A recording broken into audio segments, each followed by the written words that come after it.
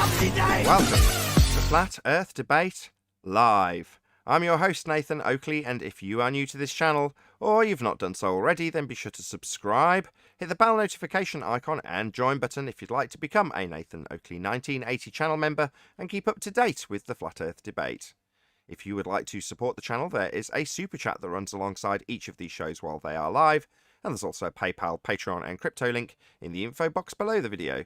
Also, below this video, you can get £50 for swapping your UK electricity supplier to Octopus Energy.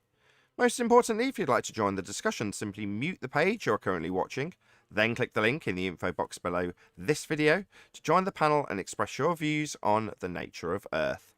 If you do join, please don't swear. If you do, you'll be ejected, and if you are, please don't try to rejoin the stream using sock accounts. You'll be warmly welcomed back on the next stream. Please also share the show on social media. Sharing the show obviously increases the live audience, but this in turn increases the chances of a more diverse panel. So please share the show on Facebook and Twitter. One last time, if you're new to the channel or you've not done so already, then be sure to subscribe, hit the bell notification icon and join button to keep up to date with the Flat Earth Debate. Now we are joined by Neil, 10th Man, Arwin, and a whole bunch of people in Discord, so welcome one and all. Good morning, one and all. Hey, good morning. How are you? Very well, it's good to be here. Happy days all round.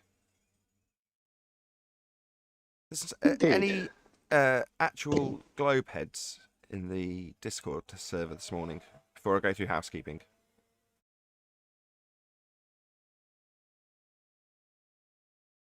I'll take that as a firm no, right? There's 0 globe heads today in Discord for the housekeeping. How about anti-flat earthers? Is there any of them? Any anti-flat earthers in there?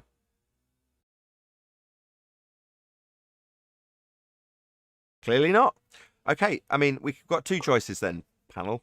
We can either completely dispense with housekeeping for today and just carry on with the chit-chat we were having in the pre-show, or we can do it quick fire. What do you want to do? I think we go quick fire. Okay, let's do it. Any evidence of a physical geometric sphere-edge horizon formerly known as the curve of the Earth? In the absence of globe heads and anti-flat earthers, I will say they have no courage to come and defend their model. And so the obvious answer is no evidence whatsoever. Anyone else on Earth curve?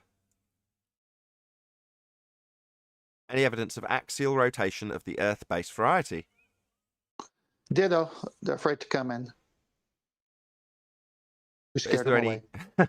No, not evidence of globe activity in Discord or on this show. Any evidence of axial rotation of the Earth-based variety? No, None at that's all. what I'm saying. Alrighty then. Any evidence of the distance to the sun? Nope, not that Nope. either. Only in the textbooks that say 93 million miles away, or 94, or 92. It's one of them. Neil, why do you think they say that far? What's the premise for it? Oh, it has to be unreachable, right? No. What's the premise for it being 93 million miles away? What's the purpose of it? The purpose of it, or why is it? What do you mean? I don't understand the question. Why do they insist it's 93 million miles away? Well, because they made an assumption of Venus being the same size as Earth, right? And then they measured from that point on. So they need R. Yeah, for their radius. Okay, well, we The destroyed that radius of already. Earth. The Black Swan destroyed that already, so Okie dokie. So let's ask that question. Any evidence of the R value? That'd be Earth radius. No, but you're telling me that that's why they made the sun 93 million miles away? To come up with the radius? No, when you're applying Kepler's third law of interplanetary motion, you can apply those scaling values to anything. You just need something to start the process off. So you don't necessarily have to have those values. You could have it a bit closer or a bit further away. And throughout history, it has changed. But the scaling is what's important. What you apply to it to give you a starting point for the scaling.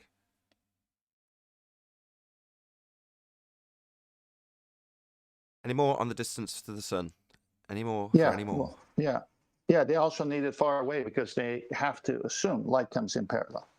That's true too, as covered in the pre-show when we were pulling apart the assertions of a sphere Earth and the notion of a sextant, disproving that to the point where we can assert it proves we're on a flat surface. It wouldn't work unless we were. They don't have parallel light rays coming in. You only got to look at light coming through a cloud to know that's not the case. Any scientific evidence of gravity?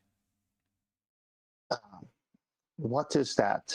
No, it's something that you pick up and you drop and it falls, and they say that's a magical force coming from the center of the earth pulling it. When you picked it up and dropped it, and it was absolutely fine on the table before you did anything. They want to attribute a force to that. Well, attribute it to my hand picking it up. Right, any single viable hypothesis from any of the fields of astronomy, cosmology, or astrophysics?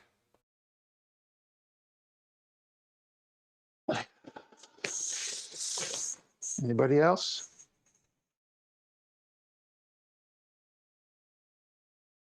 Well, in absence of that, no.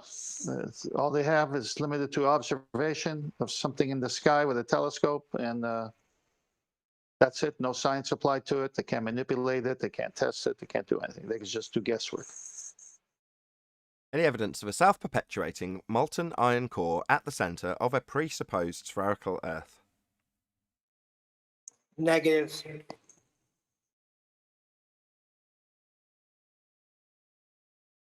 Okay, any evidence you can have gas pressure without the necessary antecedent of a container to press upon?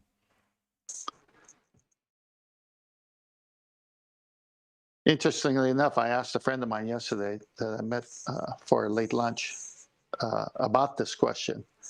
And he said, well, isn't that atmospheric pressure? And I said, well, where'd you get pressure in the first place? And aren't you saying that the Earth, with all this pressure, is next to a huge vacuum of space? What's keeping it from filling that volume of the vacuum? What's the barrier there? He says, well, isn't it the atmospheric pressure itself? And I said, atmos air, sphere-shaped air doesn't exist. Gas molecules don't bond. They bounce off each other and any sides of any container, as you know, because you own a propane tank, and he did. And he says, oh, I get it. So it must be contained. And I go, to have pressure, it must be contained. And the heat of the day will excite the gases, and the cool of the night will calm them down a bit, but they're bouncing anyway. Right. You ask how you can have gas pressure without a container when they claim there's a sky vacuum. And the answer they'll say is, well, doesn't sphere-shaped air solve that problem? What, you assuming that gas doesn't fill the availability of volume, in fact, arbitrarily takes the shape of a sphere by using this word air sphere or atmosphere? No, that doesn't solve the problem. Entropy is still a thing. It's a law of nature. Yeah, I went to entropy, and interestingly enough, I said to him, well, what about the obvious nature of entropy? High pressure, low pressure, heat to cold. And his eyes rolled in his head. And he said, yeah, I get what you're saying. I go, so that has to happen. Why isn't that happening?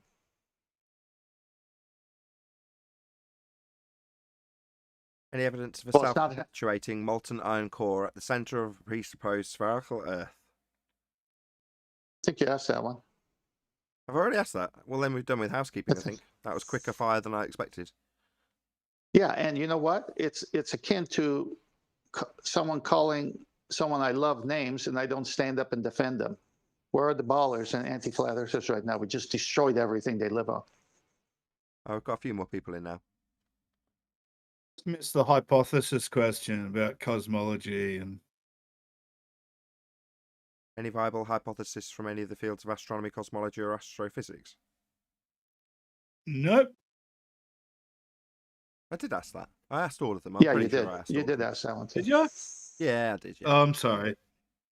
I only Well, know. it's okay. You can ask it twice. Yeah, I have done. Yeah, it's a good question. Yeah, they can't formulate a hypothesis. A few of them have figured that out recently, which makes me laugh because they come into the comments and they go, "You do realise you can't prove Earth's flat with science?" And we're like, "Yeah, we weren't claiming it was provable by way of science. We point out to you idiots that your claims of science can in no way be put through the scientific method, in spite of you labelling them science. We don't do that. But because we haven't labelled it science, we've just said, here's a demonstration of it being flat. Here's a logical consistency that shows we don't have any curvature. Because we do those sorts of things, you say, well, in those circumstances, I would be saying science. So therefore, this isn't possible. You've made me understand that science isn't within the purview of doing this, i.e. proving it's flat or spherical. So therefore, you haven't got any. And you're like, I didn't claim I had. Hey, Chocolate. Wait a second. We've been saying that for the longest time, that it falls outside of science, and they're just catching on now? Wow. Yeah, and telling us, well, you haven't got any scientific evidence of flat Earth. It's like, yeah, that argument only works if I'm claiming it is. I.e., we wait for somebody to say that they've got an experiment. That would be scientific vocabulary that they are employing to give validity to something that is a just so story, upon which we will ask them for their scientific evidence by way of a hypothesis being formulated, or the experiment that's been actually carried out based on that hypothesis that they hopefully know when they've used those words. I don't just go around when someone says, oh, the grass is very green today. Oh, you haven't got any science for that. It's like, well, I didn't say I had. I just pointed it out. What's the problem? Hey, it's like on my job when somebody takes my tools, it really pisses me off. It's like they're taking our tools and they're trying to use them against us. Are they retarded? Well, they didn't have to use the tool. So, you know, if you're going to pull someone apart based on their claim of science, understanding what is and isn't within the remit of science is useful. But obviously, you've got to wait for that person to actually claim scientific validity to what they're putting forward before you call them on not having any scientific validity. If they're not claiming science, then you don't need to call them on not having science now, do you? Nathan, Yeah, somebody I asked know me the other day, what do you think the Earth is flat? And I said yes, and they said, "I'll support your claim." That's fine. I was Nothing wrong with responding to your asking. question. Hold on, there's nothing wrong with that. That's not asking you for science. No. Yeah, that's right. Nathan, couldn't you still science color though? Because you do see things in nature that are different colors. So couldn't you say Change in color would colour. be a phenomenon? A change Couldn't in you colour. science color? Why does the grass go from green to brown would be a phenomenon that you could study. Yes. But why is it green? No. Not at all. Well, what? No, well, I guess you. Well, I mean, well, I think you could. You say you can call it green. You're calling it green, but you can also ask the question, why is it green? I mean, why is it green and not another color? Is green Because something it could be a happening? different then? So, color. a phenomenon is something happening, an occurrence. Is green something happening? Something being green isn't a phenomenon. Good morning, I'm sorry. guys. Good morning, Chocolate. Well, I mean, because we know the cause of the color, though. It's the spectrum, or it's the I forget the term of it, but it's the nature of light that's causing the color. Because you can actually, even within well, I don't know. I think you could. I just have to figure it out, but I think you probably could figure out, why is that green? I'm sure I remember being taught that the reason why leaves were green on a tree, for instance, they do know, I'm pretty sure. Yeah, it's the absorption. They say it absorbs certain wavelengths of light and therefore reflects others, and the ones that are reflected are the ones that you see. Yeah, fascinating stuff. It's not a phenomenon, though. You could say the process of the growth by way of photosynthesis. You could study that and call it science. That's something happening, though, isn't it? Yeah, it's more of a what is question, isn't it? Yeah. Well, I know that you don't need science to prove the Earth is flat. All you need is two straight lines and get an angle.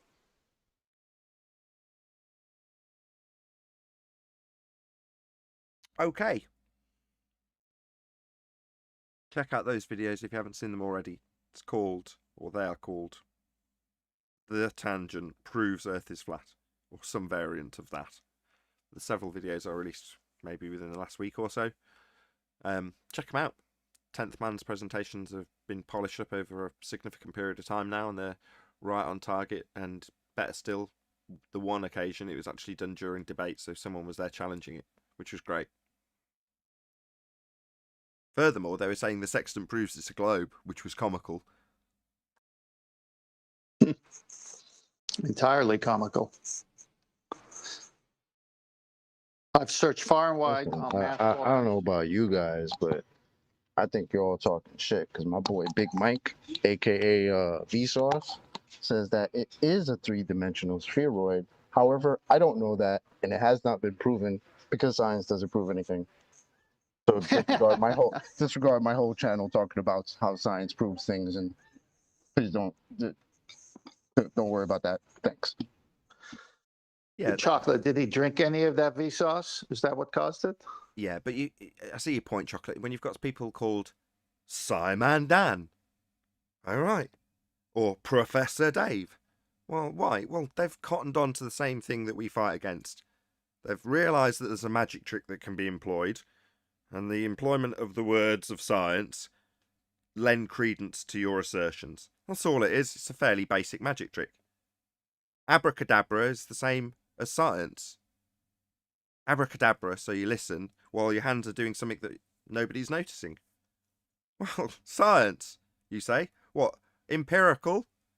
No, just so stories. Pseudoscience if they haven't put it through the method, which they never have.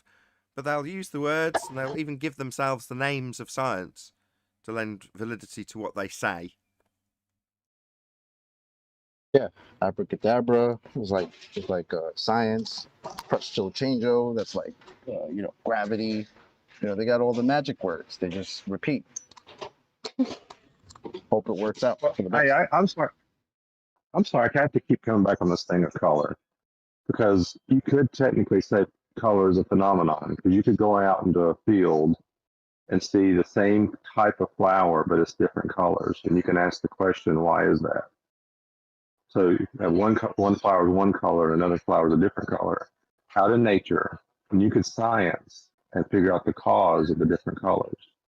You could go into the spectrum of light, and you could go into maybe what's going on inside the pigment of the flower to determine the different colors. So I think color could be science. I'm sorry, can't get away from it. If you find an I mean, occurrence, you've got a phenomenon, you've got a dependent variable. Well, it's got to vary for it to be a dependent variable. The phenomena, dv, well, the v bit is varying, right? So if it's not going to vary, then you've got nothing to study in science.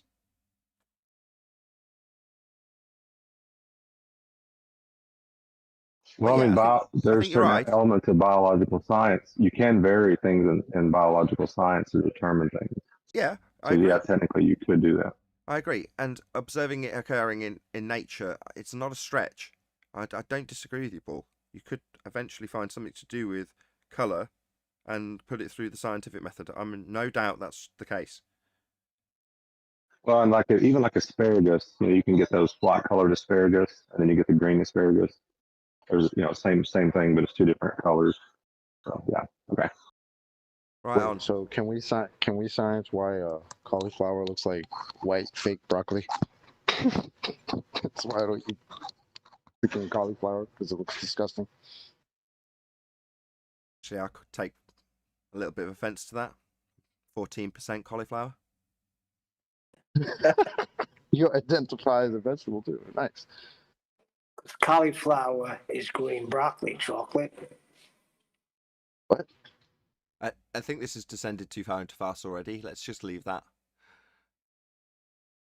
Yeah.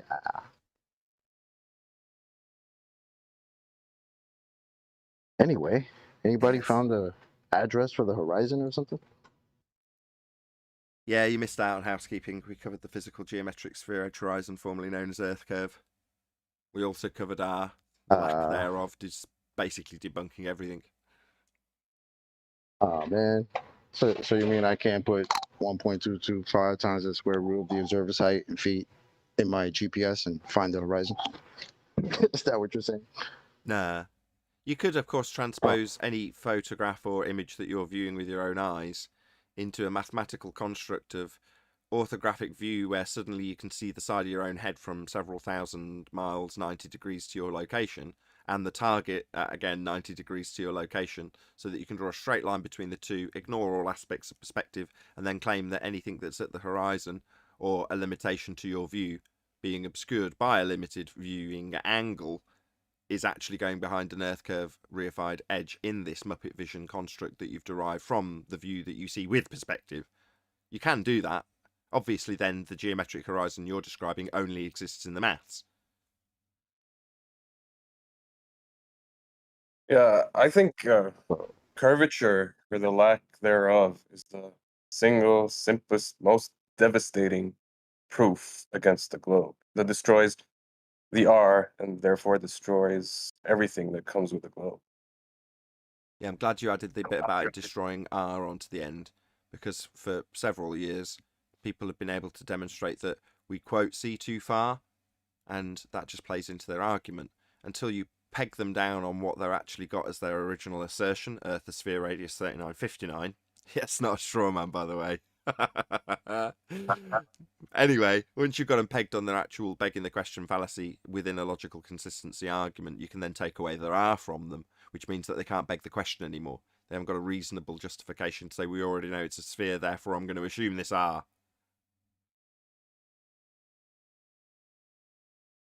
And are they no longer trust? Yeah, stop saying that.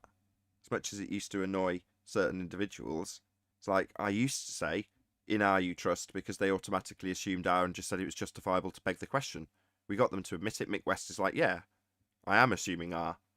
Well, then you're begging the question, that's a logical fallacy. That should be the end of the argument. But so it continued because, well, we're allowed to assume our outcome because we're begging the question here. Of course, that's why we're allowed to beg the question, because we're begging the question. Obviously, we already know our outcome.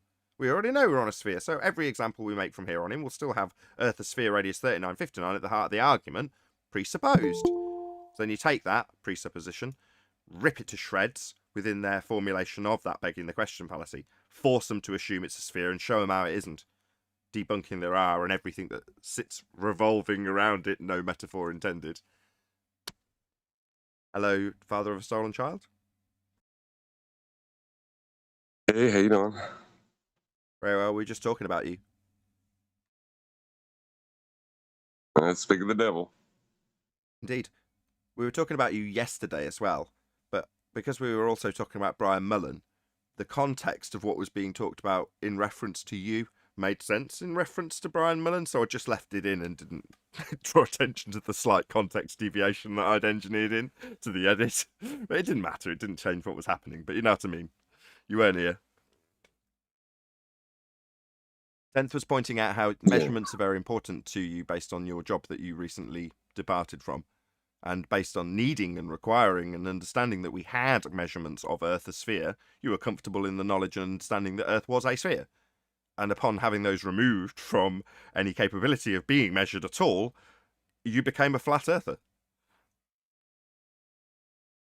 Yeah, and then I started like telling everybody at work about, it's like, did you know we couldn't measure curvature? And then they sent me to the shrink, and then they fired me. Are you still sorted though? Because obviously you're taking part in the show. Are you slowly sinking into poverty? And meanwhile, on the show, chatting away about it? Yeah, pretty much. That's not good. Oh, I'm sorry I left. It sounded funny when you said it. It was a crap job anyway. If I'd lose it for asking questions, piss on it. Sure, but presumably you are going to make moves to sort that out in the future. You're not just going to, with the sounds in the background we can all hear. You are going to get on that, right? Well, I still have a career, it's not like they took away all my training and education. So, I can still get work. It's just steady work I can't get. That's what I wanted to hear. You're making ends meet is all I want to know. Oh, yeah. Yeah. I'll always get by. I'm a survivor. Excellent. That's what we need to hear. Yeah, questioning the rhetoric will have you sent to the shrink. And it's not like the shrink will understand your modus tollens formulation, right? Is that No, something you mind? they thought that was a modus ponens for me being crazy. Do you mind talking about this? The interactions with the psychologist, psychiatrist, which one would it be? Are they the same thing? I don't know. It was odd. You know, like he never cracked a smile, never moved his glasses, just kept on looking at me over the rim of them. Did he ask you anything pertinent? He absolutely did not care what the shape of the earth was. He just wanted to know what my problem was. But well, now I want to know what your problem was. What was your problem? Did he give a diagnosis? I wanted to know what the shape of the earth was. You know, like I thought it was interesting that we didn't, couldn't measure curvature. That was huge to me. And he absolutely did not care about that. He knew Earth was a sphere because reasons, I guess. I don't know. He knew because he knew. Yeah, he knew because he knew. I see. Fascinating stuff. Thanks for sharing. Meanwhile, I'm at work freaking debating my supervisors, co-workers. Everybody knows. Like, it's crazy, man. The last real job I had, they all knew. The only time I actually got into trouble was when I did a vlog in my uniform. And they were like, you can't do this. I was like, fair enough, I'll take it down. I understand. But other than that, I didn't get in any trouble. People would occasionally, what's the word? Behave like they behave here. But not in any really malicious or vicious way. Interesting that they're called higher education, learning centers, universities, etc. And then when you play along with their game and ask questions, even stupid ones, they're okay. But the minute you challenge them on this one, you're marked, and there's a timestamp on you if you keep it up. It should be called learning what we want you to learn sensors. Yeah, it's a little long. Can you shorten that, Chocolate, please? Yeah, brainwashing sensor. Perfect. But I don't know if anybody else echoes this sentiment, but on the few occasions it has bled into my normal life, if you want to call it that, I've felt like I am suddenly part of a minority group. While I joke about being 5% Italian, etc., etc., I've been in several circumstances which I could consider myself as a minority, especially when growing up. So I grew up in a 99% Muslim community. So I was one of very, very few white people in that particular community. And not once did I feel like I was in the minority, or that made me in any way different to the Muslim community that I was surrounded by. There wasn't any feeling like suddenly I was going to be persecuted in any way. I can't think of any. I mean, I was robbed a couple of times, but they were bad people. They weren't like, it wasn't, I wouldn't say because I was white. It wasn't racially motivated. It was just I was there with a nice set of trainers and there was bad people around who happened to be amongst the majority of the people that were there, therefore were Muslim. But that doesn't in any way mean that I felt I was persecuted because I wasn't a Muslim and that's why I was robbed. So even in extreme circumstances, back when I was a kid growing up in Birmingham, I never once felt like I was actually part of a minority, even though I very much was. Now you fast forward a few decades, and you end up here, and you actually feel like you're a minority. I've discussed this with Anthony a couple of times, and it's why I've got a reasonable understanding of what protected groups are now, because of those discussions with Anthony and him explaining it all to me in terms of where it lies, in terms of why, when Brian brought up yesterday, we can be societally acceptable to persecute us. It's acceptable at a societal level. Why? Well, because we don't fit into a nicely protected category. So yeah. Who? They're what group? Let's just have a flick here. Nah, they're not a protected group. Yeah, then I can knock yourself out. Go ahead, persecute them all you like. So you think, oh right, okay. Well, I've never felt like this in my life before. Having to tell people that I've got a certain viewpoint, and upon telling them, having them look at you in a way that makes you feel like a second-class citizen. That's certainly not something I've experienced up until now, even, as I say, when I was actually in a minority group. Yeah, that is a little weird, right? It's like, and me being a minority in a minority group, it's even funny. Do you So think? Do you great. think Friend there'll of come a mine, day? Sorry, go ahead, Graham. I remember a friend of mine specifically warning me about who I should be very careful about who I talk about this to because of, how could be treated by other people because of it. I remember being told that too, and I was just like, "Are you serious? Did you forget who you're talking to? Do I ever? Am I the type that tries to be careful about what I'm talking about? Hell, fucking no. Sorry about the curse. Chocolate, I didn't know you was Japanese. I was Japanese. Where you got that Yeah, I from? didn't know you were Japanese. I just looked at your picture. I was like, wow, he's Japanese. All right, yeah. It could be that too. Yeah, I think you need to get out more. This is actually a indicator of something else that most people probably don't think about, but the worship at the altar of science. Everybody does it. Not one, if you think about it, that's the one thing that can cut across every religion, every socioeconomic system, whatever it may be. Science is the thing that cuts through it. So if you don't believe with what the mainstream science, quote unquote, says, you're not in the religion that we are in. So you're excluded or pushed out or ostracized. And that would fall in any category, whether you question vaccines, whether you question the shape of the earth, whether you question anything that's not in the mainstream narrative or the main scientific narrative.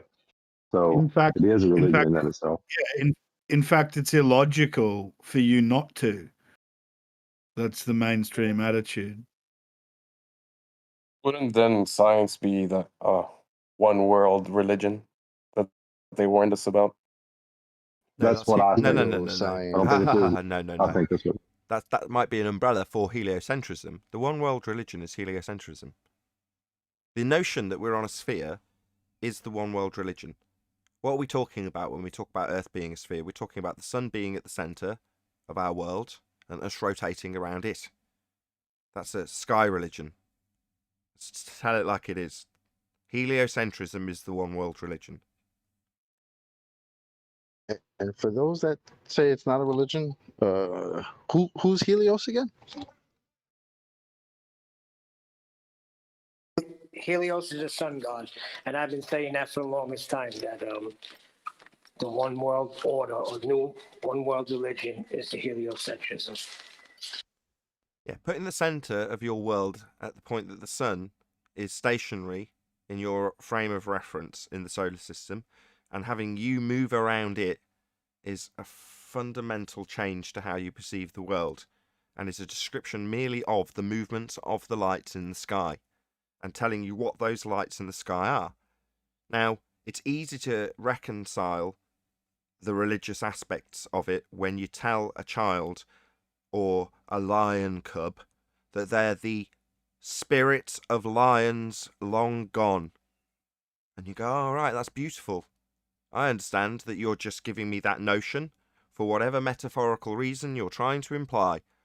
It's easy to reconcile that. But when you tell people the story with mechanics of mathematics associated with the lights, the same lights in the sky, which you're not visiting and you don't know what they are, all you've got is the same exact thing. A description from somebody who wants to keep you under control about what the lights in the sky are and how that affects your life directly. That's all it is. It doesn't matter if they're angels or demons or planets or lions.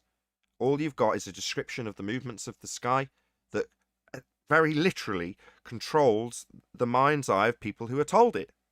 That's all this is about. It's just a religion. Well, and there's even the priests themselves will say it, so to speak. They'll say you're star stuff. You're made from the stars. You're the same as those things in the sky. It's the same idea. You're the gods incarnate, so to speak. You're the stars incarnate. That's basically the idea. So it's so funny that you're right. That's I agree correct. with you. So that's part of the story of the cycle of stars. So as they produce the heavier and heavier metals, they might burn fast and bright and quick, but eventually they collapse in upon themselves and then explode out in dramatic fashion spreading those metals, those elements, out into the universe to eventually come together by ways of gravitational accretion and then form the ground beneath your feet, which then, through magical slime being hit by lightning, form life. And from that elemental soup forming life, you eventually come to pass. Therefore, you are very literally the cousins of rocks. That is their story. So while we all joke and go, oh, rocks are cousins, what a joke. No, just part of their story, based on a logical extrapolation by Michel Thaler from the hearts of dying stars producing the elemental consistency of what we are made of. Therefore, rocks are our cousins. That's the logic. Also part of their rhetoric. So there's a quote by Edwin Hubble, which is, and I posted it in Master B if you want to pull it up. Sure. But it's kind of funny when you read this, and you could hear the panic in the words as they say. Well, I'll read it out now. The quote is, "The assumption of uniformity has much to be said in its heliocentrism vast universe theory favor, but we would not expect to find a distribution in which the density increases with distance symmetrically in all directions. Such a condition would imply that we occupy a unique position in the universe, analogous in a sense to the ancient conception of a central Earth. The hypothesis cannot be disproved, but it is unwelcome and would be accepted only as a last resort in order to save the phenomena. Therefore, we disregard this possibility and consider the alternative, namely a distribution which thins out with distance. The unwelcome supposition of a favored location must be avoided at all costs." End quote. Edwin Hubble is talking about the cosmic microwave background radiation and the conclusion that we are at the centre of it. It's emanating out from us. We're the central point. Mm-hmm. That's the problem that they don't want. And what's the word to use? Is undesirable? Unwelcome? The unwelcome supposition of a favored location must be avoided at all costs. No. Solar system wise, the sun is at the favoured position in that particular system. The sun is at the centre of that. We move around it. We're just merely a speck of dust with gas clinging to us, hurtling at ridiculous speeds in violation of the second law of thermodynamics. There's nothing to see here. We're not special. That's what he's saying. Very undesirable to say that we're in a position where we actually are fundamentally it. We're at the centre of whatever this world is. And the sky, with their descriptions of millions of light years, and it expanding out into this cosmic background microwave radiation that he's describing being vast distances, only works when they're in this assumption of a heliocentric world with the distances that they imply. They haven't got a clue what the sky is. Looking at these lights going into the distance as they describe them, they don't know what they are. They certainly don't have any ascribable values to give them distances to say that it's 63 billion years ago or whatever they say it is. That's absolute crock of crap that they've made up based on derivations of our and heliocentric systems with their religious sun at the centre of your world when you perceive yourself to be on a rock flying around the sun in that religious viewpoint. We're not. It's nonsense. The distances are irrelevant. The CMB doesn't demonstrate anything. They don't know what it is. Certainly doesn't either, in my opinion, give us our central location at the universe's centre, because there's no such thing.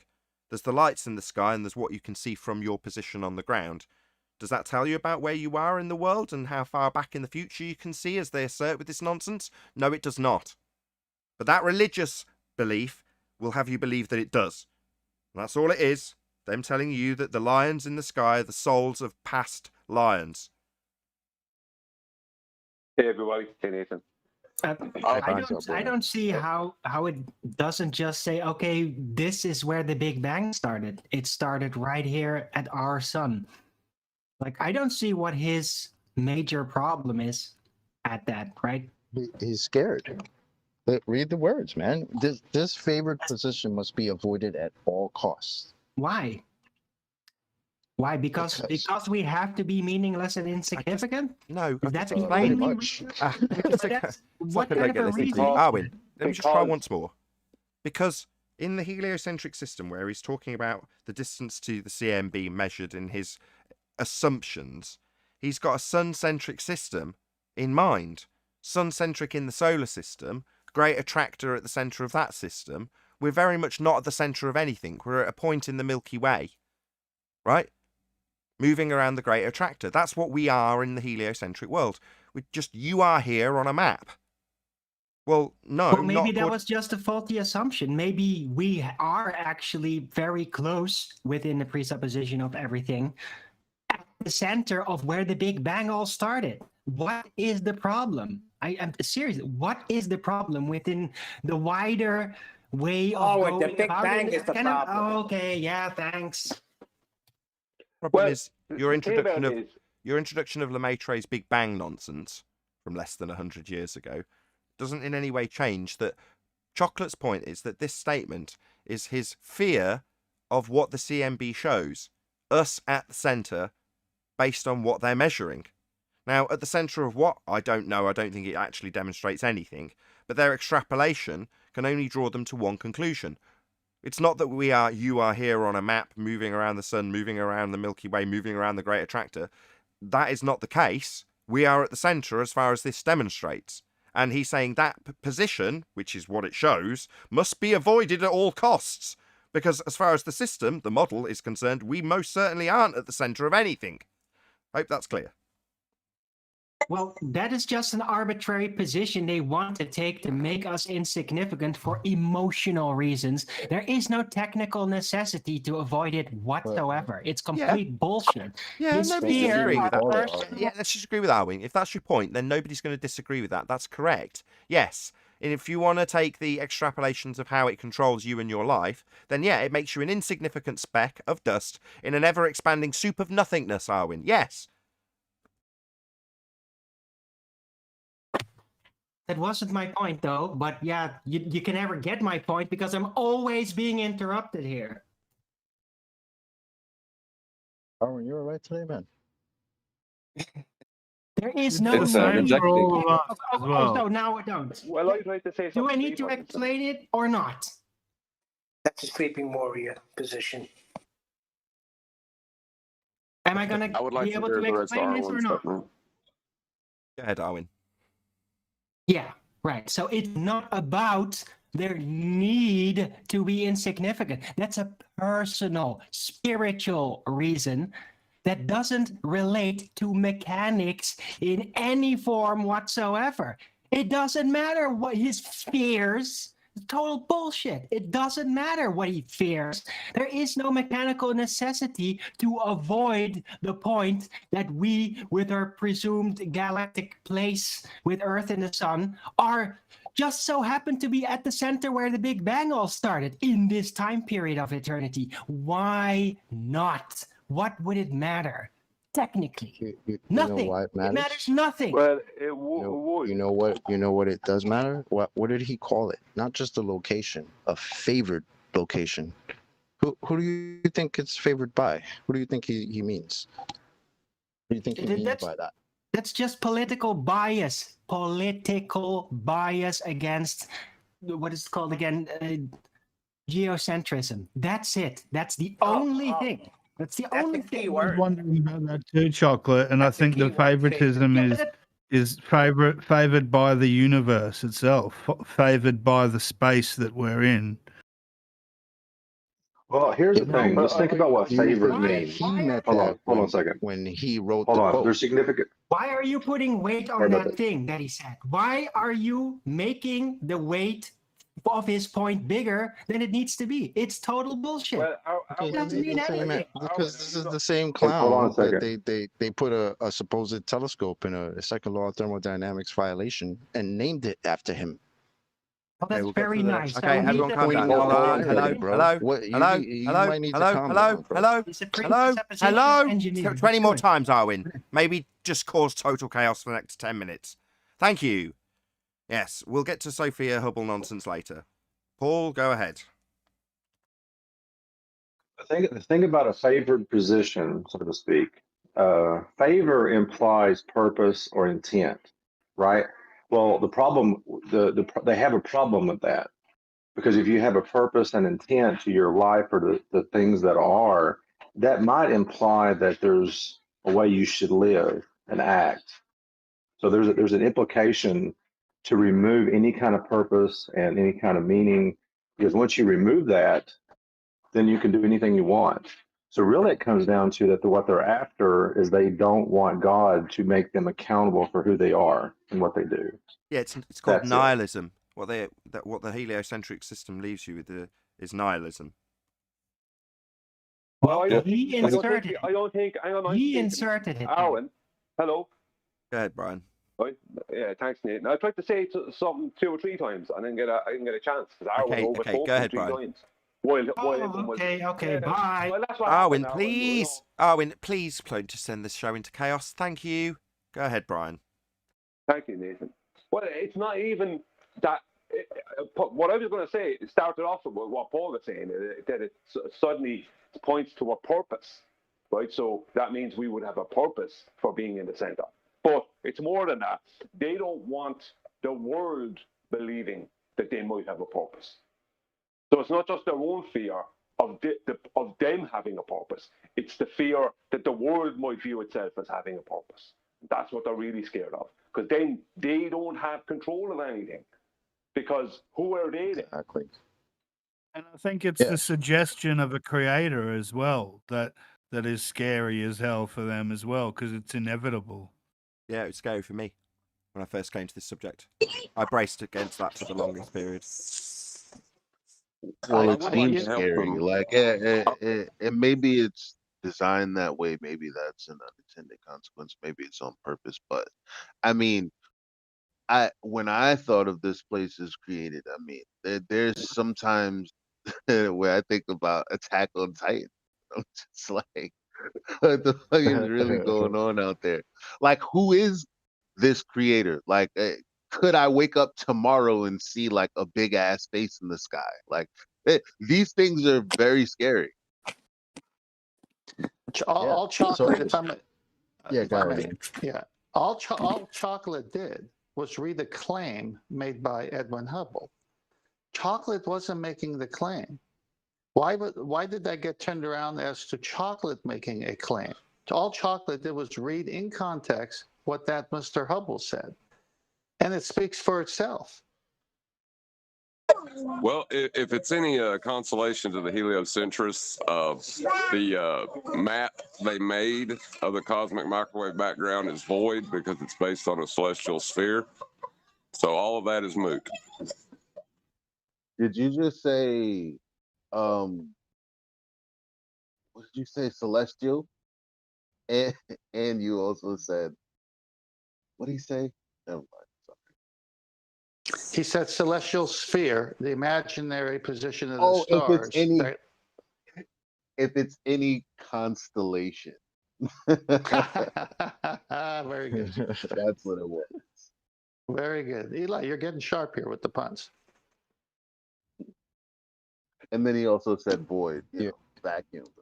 Anyway. You're contagious, Stefan. I remember Carl Sagan on the Johnny Carson show. This is the guy Neil deGrasse Tyson tells a story about. Neil deGrasse Tyson says he was a young kid and he met Carl Sagan and he had traveled to a certain place, and I guess it was getting late and he was going to miss the transportation back, and Carl Sagan invited Neil deGrasse Tyson to come and stay with his family because he saw in Neil deGrasse Tyson the kind of same fantasy or excitement about the cosmos, as he had a show back then. So Neil deGrasse Tyson once talked about how Carl Sagan influenced his life. Now, I remember Carl Sagan on Johnny Carson's show sitting there, and Johnny Carson's just leaning over and asking them pertinent questions. And Carl Sagan goes into this long description of how we're so insignificant, that we're nothing, that we have no purpose. We're on the speck, on a bigger speck in this bigger thing, and it just made it seem, after you listened to him, you gave up hope. You didn't want to live anymore. I mean, it was so depressing. It was like, this is exactly what Chocolate's quote is trying to say here in the reverse. They want you to think you are an accidental cosmic dust particle, that you have no purpose, no meaning. And so this is a way to get you away from looking up and saying, I know you're up there. Who are you? I want to know you. They don't want that prayer going out. Because God will answer that prayer if you do it. Yeah, that's why he calls it the unwelcome supposition. It's unwelcome. We don't even want this supposition. We don't even. And what do we usually? What do we sometimes call a supposition? A hypothesis. Was Hubble not a we Christian observe man this, but we have in to his avoid it lifetime? at all costs. Sorry, man. Was Hubble a Christian man during his lifetime? Who knows? That term is Sure. overused these days. It doesn't mean what you think it means, as the movie line says. I agree. If he was or wasn't, he's a proponent of heliocentrism. It's not like Reverend John Michelle Cavendish and C.V. Boyes, you know. It's not like... Well, how about Lemaitre? You mentioned Lemaitre. He's supposed to... Exactly. You can come up with all sorts of people who've got positions within the church that have come up with heliocentric rhetoric. You know, again, I plug it, go and see Johnny Cerrucci interview with myself in terms of the road to Rome that is the heliocentric deception in terms of its documented history.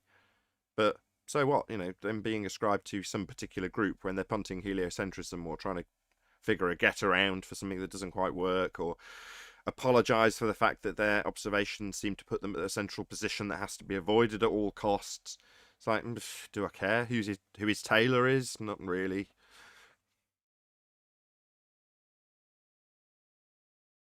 Well, the tailor might be intertwined. That dude was coming.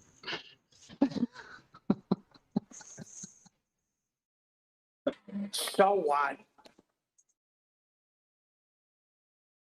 Well, what I You find... didn't get that one, huh? Well done. No, Brian. very good. Very good, very good. Very good. Brian, go ahead. Thank you, Nathan. What I find is pretty strange is, not so much strange, but very telling, is that I can only take what he said by his words. That is what the quote that Chocolate read out. And I remember listening to that several times live.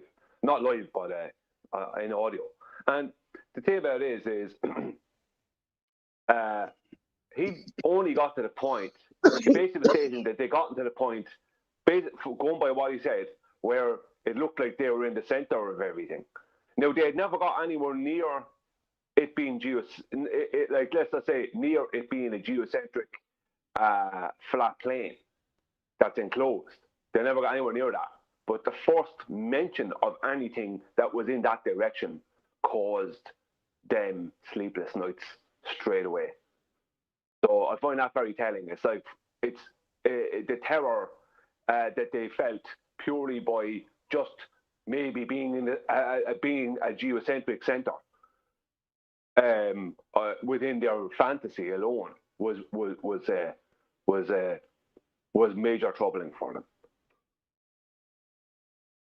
Yeah, they don't want to be geocentric. They don't want us at the center. They don't want the sun moving around us. That's very, very anti-heliocentric now, isn't it? Given that heliocentric would mean we're moving around the sun rather than it moving around us. And that's the awful truth that they'd have to draw, but it's the most avoidable truth possible according to Hubble, right? Yeah, that's the one they really need to avoid. I think maybe they could. Maybe they. Sorry, go on. He injected it.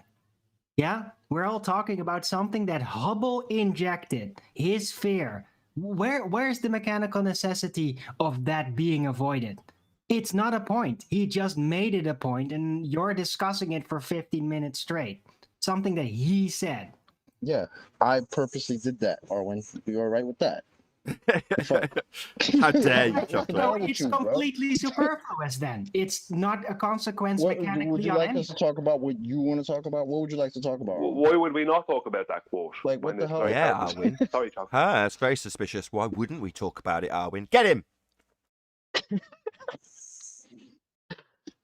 I think I know what Arwen is doing. Arwen is readdressing what Hubble said and said, look, I could do a better job and not say what he said because I could take the personal side out and because I look at it from a mechanical point of view. But that's not why Chocolate read it. Chocolate read it because that's what the guy said. Yeah, but Arwin's saying it's no issue. We can just mechanically be at the centre. What's the problem? That's Arwin's point.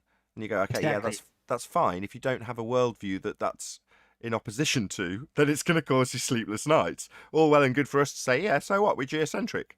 Because we're not tied to that. But Nathan, we got that. But that's not what the man said. And what Chocolate did was just quote what the man said. Now, you can't go and say, well, he didn't say that, and I could say it better because I could do it mechanically better. But it's not, the topic is what the man said, not what Arwen has a better argument for it. And I appreciate that. Arwen was the guy's coach. Maybe he would have said it better. Sure, but Arwin's positioning it towards the rational audience members like us, who are flat earthers, and he's saying, this is really inconsequential. It's not a problem because unless you think the world's folded up into a sphere beneath your feet and you have actually got sky vacuums and stuff at vast distances and us moving around the sun, this really isn't a problem. That's Arwin's point, and I agree completely. Exactly. Chocolate saying, appealing to a totally different side of the audience, I might add, hey, fundies, you do realise that one of your priests has made an observation that puts you at the centre and it's a big problem for him. Not a problem for us, Arwin's point. Exactly my point. I'm pointing out irony, like I always do. So this is not it's not new. I'm happy with it, Chocolate. But whatever. Okay, no, but I'm fine with that. But yeah, to me, it's just another chronic, systematic liar feeling the flames of God in the distance. That's all. It doesn't have mechanical. Yeah, I know. I agree with you there, man. I'm just pointing it out. And then the follow-up irony is that they put a freaking telescope in a second law of thermodynamics violation and named it after this guy. It's like, are you serious? I would have to disagree with you though, Arwen, because the mechanics would change exponentially if they were at this, if in their model they were at the center of everything. No, I don't think he doesn't get that, Brian. Hold on. No, not really. Hold on. I don't think he doesn't get that there's a fundamental difference between geocentric and heliocentric. I don't think that's beyond his. I don't think that's been lost on him, Brian. Yeah, but it's not. I'm not talking about that though. Not talking about what is central, sun or earth within, because that is more about motion forces and cycles. I'm talking about the entire universe, right? The background radiation at which we seem to be at the center. Why would that be a problem? Why would it have always had to be exactly like that? It could have just happened to maneuver in there in the last billion years or whatever, you know? Like, what? Why does it matter? Because, Arwen, that takes a lot of things away. Because if we were at the center, are we still 8.03 light minutes from the sun? There's a load of things that change in their model if we're geocentric in their model. Because it's not the model anymore. It's going to have to go back to an older version of their model. If we were on a geocentric globe in a massive vacuum universe, then how many things change within our model? How much stuff would they be wrong about? Loads of stuff. Not only that. Why are you sliding geocentrism back in there again? Because I was only talking about the background radiation. That doesn't make the Earth central. Because he was speaking about a geocentric situation. Right, his political fears of the opponent. Yeah. No, his fears of a completely different model. Okay. With that, I'm going to say if you are watching this on either Nathan Oakley 1980 or Nathan Oakley Premiering streams, then stay tuned as there will be an after show to follow. Excuse me. However, if you are watching this live, this is where we bid you farewell. So a huge, massive, enormous thank you to all of you who smashed the super chat, liked, commented, shared, subscribed, or joined as a Nathan Oakley 1980 channel member. Once again, stay tuned if you're watching on either Premiering stream. I've been Nathan Oakley, and I'll see you all in the next video.